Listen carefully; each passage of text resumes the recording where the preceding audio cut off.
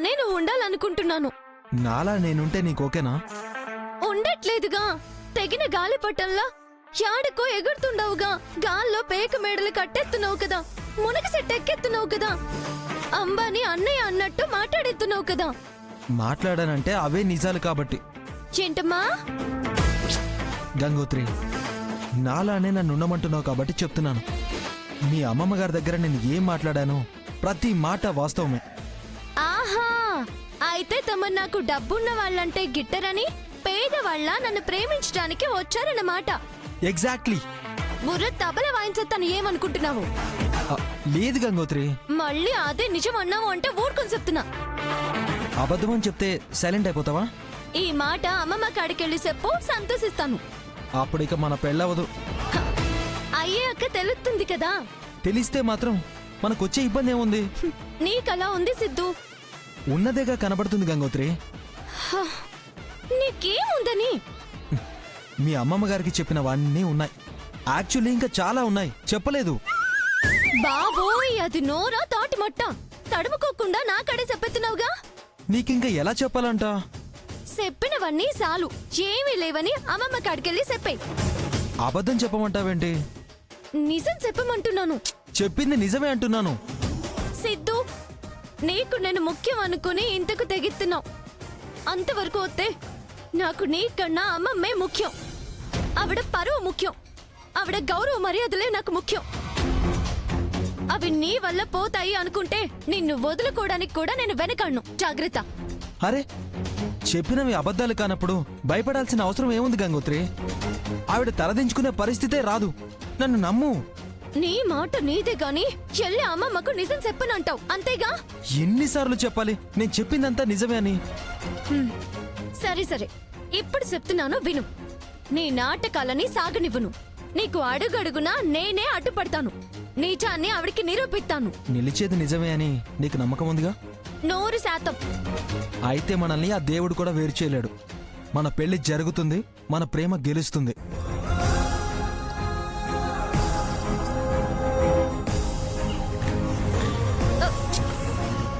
ఫ్యామిలీతో వస్తా.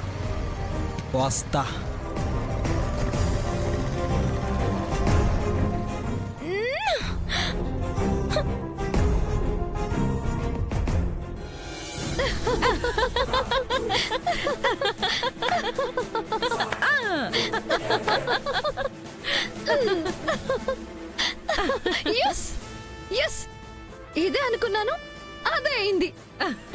ఏం నమ్మించాడు. అమ్మమ్మని బుట్టలో వేసేసాడుగా. అవునమ్మా, వాడి మాటల్ని నమ్మేసింది. వాడికి మామూలు టాలెంట్ లేదంటీ. పుట్టింది పేదోడుగా అయినా కట్టింగుల్లో కోటేశ్వరుణ్ణి మించిపోయాడు. వాణ్ణి వాడే ఆకాశన పెట్టుకున్నాడు. నాకు అదే ఒకంత భయంగా ఉందమ్మా. అంతెత్తుకెళ్ళి నిల్చున్నాడు. రేపేదన్నా తేడా జరిగితే వాడు పడడమే కాదు, మనం పడుతున్న ఆశల్ని కూల్చేస్తాడేమో. మీకా డౌట్ ఎందుకు వచ్చిందంటీ? ఎందుకంటే వాడి మాటలు కోటలు దాటాయి. వాడి మాటల్లోనే కాదమ్మా, అవి రేపు చేతల్లో లేకపోతే, మీ అమ్మమ్మకు వాళ్ళు రిచ్గా కనిపించకపోతే, ఇప్పుడు వాళ్ళు చెప్పినవన్నీ నీటి మీద బుడగల్లాగానే పేలిపోతాయిగా. అలా ఎందుకు అవుతుందంటీ? వాడి వెనక ధైర్యేషున్నాడు. కార్ల దగ్గర నుంచి గెటప్పుల వరకు అన్ని వాడికి సమకూరుస్తాడు. జమీందార్లలా అమ్మమ్మ ముందు నిలబెడతాడు. కరెక్టే. కాకపోతే నీ అమ్మమ్మకు ఏదన్నా అనుమానం వచ్చి నువ్వు తెచ్చిన నాటకాల వాళ్ళని టెస్ట్ చేసినట్టు వాళ్ళని చేస్తే దొరికిపోతారుగా. అంతవరకు వస్తే మనం లేమా ఆంటీ? మన మాటలతో గారడి చేసి మేనేజ్ చేస్తాంగా. అంతేనంటావా? ముందు వాణ్ణి వాళ్ళతో రేపు రానివ్వండి ఆంటీ. వాడి ఎంట్రీతోనే మనకు అర్థమైపోతుందిగా. మనం ఎంత చేయాలో అంతే చేద్దాం. ఆ కప్పులు కడుక్కునే వాడితోనే గంగ పెళ్లి ఫిక్స్ చేద్దాం. పెళ్ళైపోతే బాగుండునమ్మా. అవుతుంది. ఇక నా పట్టాభిషేకం ఆగదు. దానికి దరిద్రం, నాకు అదృష్టం ఒకే ముహూర్తాన పడుతుంది. ఆ ముహూర్తం రేపే. రేపటి రోజు నాదే.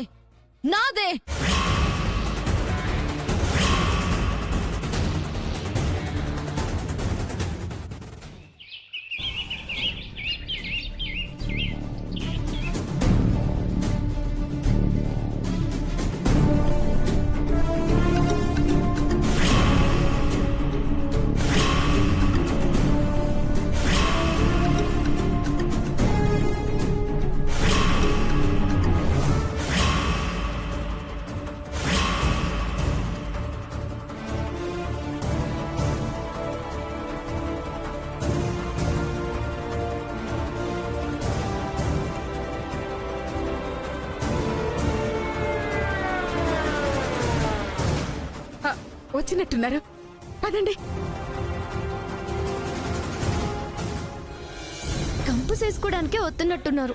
ఏం జరుగుద్దో ఏంటో. ఈ ధైర్యష్ ఎలా రప్పిస్తున్నాడో ఏంటో. దొరకకుండా ఉంటే బాగున్నాం.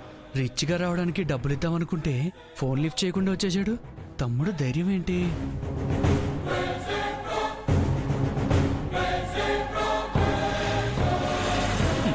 మనం మైండ్ వాయిస్ వేసుకున్నా ఎవరింటారని గుంపులో గోవిందగా కొట్టుకుపోవడమే.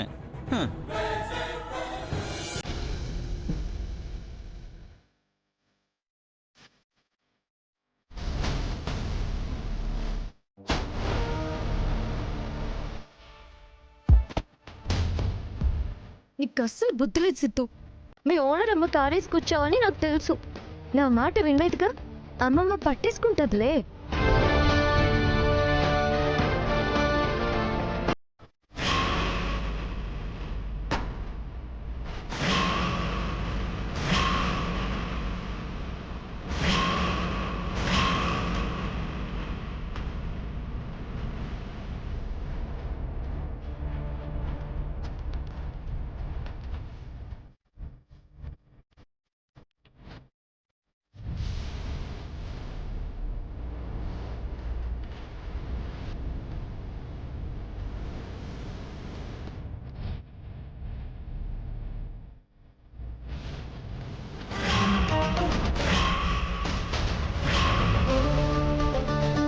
ఈ బట్టలు మీ ఓనర్ అమ్మ కొడుకు అని నాకు తెలుసులే. నమస్కారం జగదీశ్వర్ గారు. నమస్కారం అండి. మన పరిచయాలు ముందే అయినా సిద్ధు విషయం చెప్పాక మిమ్మల్ని ఇప్పుడు ఆహ్వానించడం కొత్తగానే ఉంది. ఇప్పటికైనా వాడికి నిజం చెప్పే అవకాశం వచ్చినందుకు, మీరు ఒప్పుకున్నందుకు మీకు పెద్ద థ్యాంక్స్ అండి. మాకు బాధగా ఉంది. అవకాశం దొరకబుచ్చుకొని చెడగొడతాంలే. చెడే సమస్య లేదని వీళ్ళని చూస్తుంటేనే అర్థమైపోతుందిగా అమ్మమ్మ. మరే ఆ దర్పం, ఆ టీవీ మామూలు వాళ్ళకు ఉండదు, జమీందారులకే ఉంటుంది.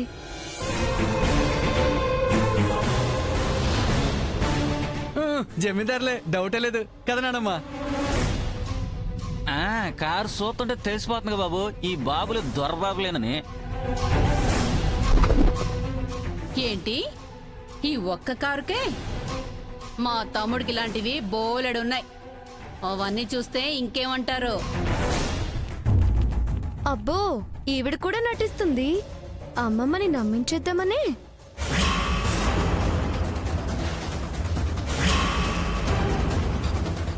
ఏంటి గంగా అలా చూస్తున్నావు? మా అమ్మ చెప్పింది నమ్మట్లేదా? నేనా మాట అన్నానా? నువ్వు చూసే చూపు అలాగే ఉందమ్మా. ఈ కారు వీళ్ళది కాదు అనుకుంటున్నావా? అదేగా మరి నిజం. నాకు తెలుసులే. మాట్లాడటం లేదు అంటే నేను చెప్పింది అబద్ధం అనుకుంటున్నావనేగా? తనేం అనుకోవటం లేదండి, మీరు ఇవన్నీ అనుకోకండి. నువ్వు ఊరుక బాబు. మాట వదలకపోయినా మైండ్ చదివేయగలను. అక్క, నేను చెప్పేది కొంచెం. నన్ను ఆపుతావేరా? నిజం వాడు చెప్పాక కూడా ఇంకా మనం తగ్గడం దేనికి? ఎవరి కారో వేసుకురావాల్సిన కర్మ మనకు లేదని చెప్పాలిగా. మేమేమీ అడగలేదుగా మహాదేవి గారు. అడగకపోయినా చెప్తున్నారు అంటే మనం ఇంక అడగకూడదనేమో అమ్మమ్మ. గంగా, ఎందుకు అనకూడదమ్మా? డ్రైవర్ కూడా లేడు కదా, ఇంకెవరిని మనం నిన్నట్లాగా ఆర్సీలు చూపించమంటావా? ఊరి గంట ఇంటిలోనే వీళ్ళని ఎగ్జిట్ చేసే మాటేశాం. నాన్నమ్మ గారు, మీకు నిన్నే చెప్పాను, మీరు ఎలా అన్నా మమ్మల్ని పరీక్షించుకోవచ్చు. అస్సలు మొహమాట పడకండి. మనసారా నన్ను ఒప్పుకునేలా చేసుకోండి.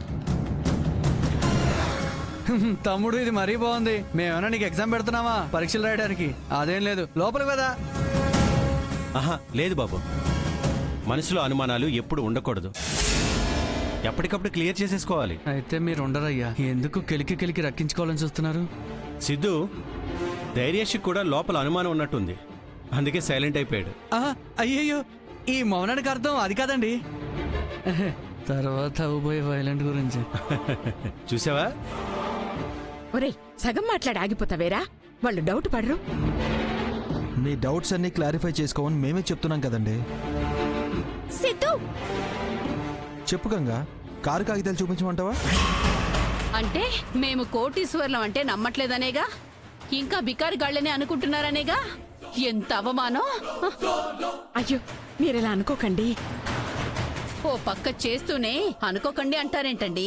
తమ్ముడు, మనకిది అవసరమా? వెళ్ళిపోదాం పద. అక్క నింద మీదేసుకొని వెళ్ళిపోదాం అంటావేంటి?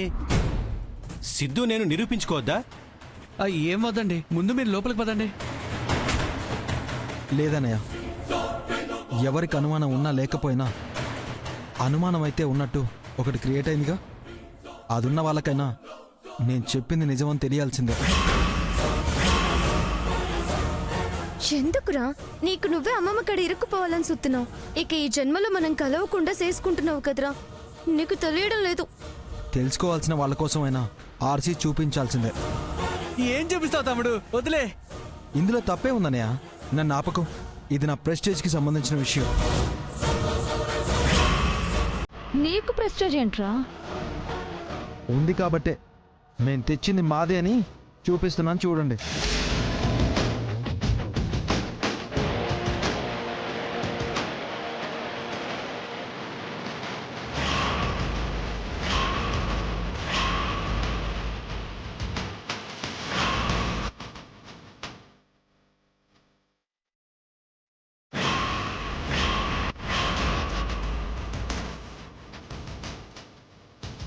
చెప్పండి నాన్నమ్మగారు, కాదెవరిది? నీది.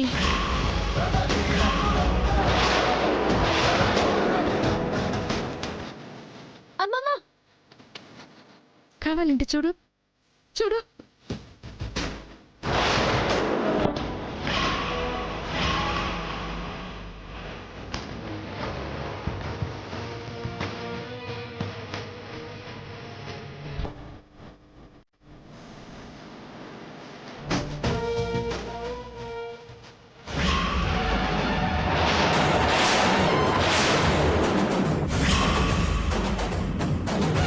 అంతసేపు చూస్తారేంట్రా? సిద్ధార్థ వర్మ అని ఉందిగా, కనబడలేదా?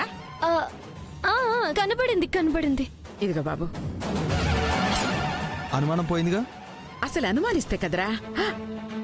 అయ్యో, రా అని పిలవడం అలవాటైపోయి. అలానే పిలవండి నాన్నమ్మగారు, నేనేం అనుకోను. మరే వాడు మీకన్నా చిన్నవాడేగా, మీ అంత గొప్పవాడైతే కాదుగా. మీకు అలవాటైనట్టే పిలవండి. మీరెంత సంస్కారవంతులు. మీ గురించి నిజం తెలియకపోవడం వల్ల మిమ్మల్ని చాలా మాట్లాడినాను. అవేవీ నేను మనసులో పెట్టుకోలేదండి. లోపల కూర్చుని కూడా మాట్లాడుకోవచ్చు కదా, పదండి. కరెక్ట్ గా గుర్తు చేసావురా. బయట నిలబడిపోయారు. రండి ప్లీజ్. గంగా పదమ్మా. పదండి అక్క. రండి. పదండి పదండి.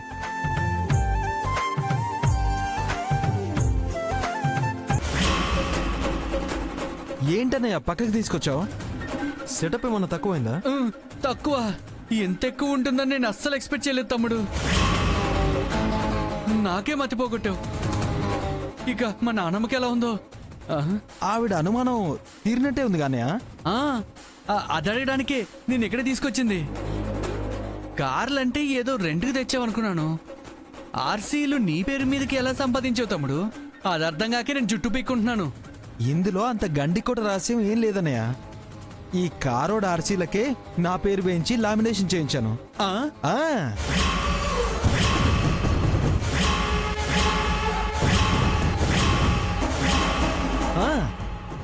మన జాగ్రత్తలో మనం ఉండాలంటే ఈ మాత్రం జాగ్రత్త తీసుకోవాలి కానీ.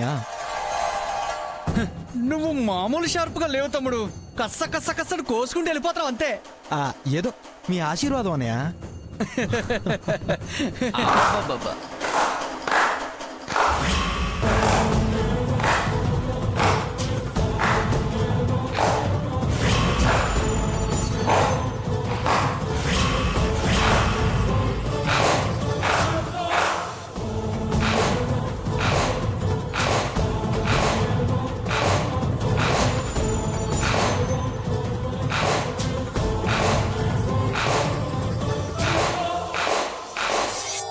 శభాష్, వావ్, క్యా డ్రామా హే, అద్దరింది. మేమేదో సరదాగా మాట్లాడుకుంటున్నాం మంగా. నేను సీరియస్ గానే తీసుకుంటాను. ఏ మంగా, సిద్ధుకి గంగకి పెళ్లి చేసే విషయంలోని చెప్తున్నాను బావా. భయపడకండ్రా, మా ఫుల్ సపోర్ట్ మీకే. నా అదెప్పుడు ఫుల్ గానే ఉంటుందని నీకు తెలుసుగారా అబ్బాయి. సో మేం మీకు శత్రువులం కాము, గంగ నీకే చెందాలని కోరుకునే మిత్రులం. థ్యాంక్స్ మంగా. ఫార్మాలిటీస్ అక్కర్లేదు. అమ్మమ్మ నిన్ను జమీందారు అని పూర్తిగా నమ్మి మీ పెళ్లి చేస్తే చాలు. ఇక్కడ ఒరిజినల్ నమ్మాల్సిందే. ఇలాగే రెచ్చిపోసిద్దు. నీకు అవసరం వచ్చినప్పుడు మేం చేయాల్సిన సాయం చేస్తాం. ఆ, అలాగే మంగ గారు. ఒరే అబ్బాయి, నా బిడ్డల సంగతి కాస్త చూసుకోరా. ఉడతా భక్తిగా నేనేదోటి చేసి పెడతాలే. ఆ. తప్పకుండా బాబాయ్. అమ్మయ్య తమ్ముడు, నీకు సహాయం చేసే వాళ్ళ సంఖ్య పెరిగిపోయింది. ఇంకేం ఆలోచించుకో. అసలు అరే సిద్ధు, యాడా డాడా గెటప్ తో పాటు లాంగ్వేజ్ కూడా మార్చాలి గానీ. తప్పదుగా. అరే సిద్ధు, యాడా coming. Excuse me, I'll be back. ఆహా, నమ్మకం వచ్చేసింది. కీడు దొరకడు. మాకు కావాల్సింది కూడా అదే. ఆ? అదే మనం వెళ్దాం బావా అంటున్నాను. పద. ఆ, పదండి పదండి పదండి. ఆంటీ, పదండి. ఏరా సిద్ధు, ఎక్కడికి వెళ్ళిపోయావు? డైరీషన్ ఎక్కి మన కార్ బాగా నచ్చిందండి డాడ్. ఓ. ఎక్కడ కొన్నామని అడుగుతుంటే షోరూమ్ డీటెయిల్స్ చెప్తున్నాను. చెప్పడం ఎందుకురా, ఓ కారు బుక్ చేసి మీ అన్నయ్యకి గిఫ్ట్ ఇచ్చేయచ్చుగా.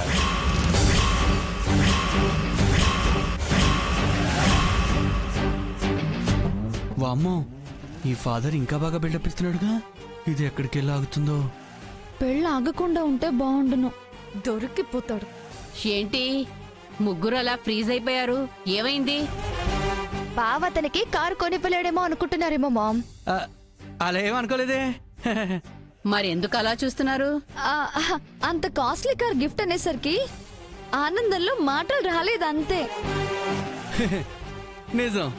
చూసారా నాన్నమ్మ, నిజాలు చెప్తే ఎంత ఆశ్చర్యాలకు గురవుతారో. నిజమే. డాడ్ అన్నది నిజం చేసేస్తాలే అన్నయ్య, గిఫ్ట్ గా ఇచ్చేస్తాను. ఓ సరే సరే సరే. అమ్మ గంగా, స్వీట్స్ తీసుకురమ్మా. ఆ గంగోత్రి, ఏమైంది సిద్ధు?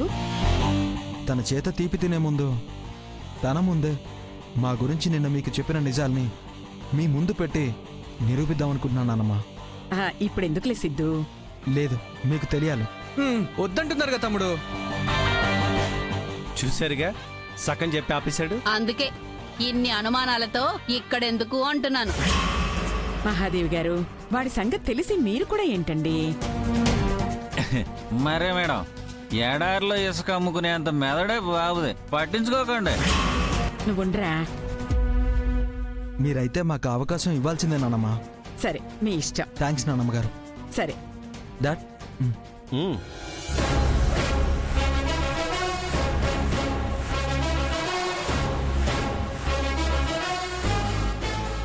ఆ పేపర్ తో ఏం కట్టుక తల్లుకుంటారో.